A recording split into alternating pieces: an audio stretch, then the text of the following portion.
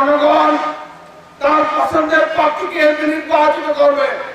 বাংলাদেশের জনগণ অন্য কিছু বুঝে না, আশপাশ বুঝে না, কোন বোঝে না। বাংলাদেশের জনগণ মনে করে তার পছন্দের প্রার্থী যাকে 50 বছর, 40 বছর, 30 বছর যাকে সঙ্গে নিয়ে এই এলাকার উন্নয়নকে রাজনীতি করেছে, তারা তার পছন্দের প্রার্থীকে ভোট দেবে।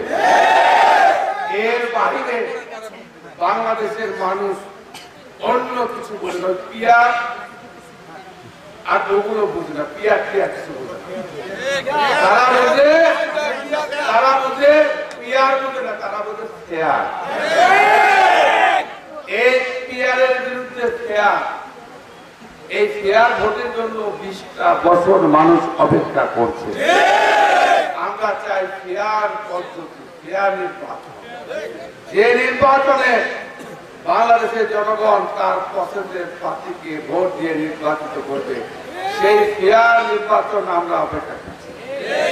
এর বাহিরে ফেয়ার পদ্ধতির নির্বাচন বাংলাদেশের জনগণ মেনে নেবে না।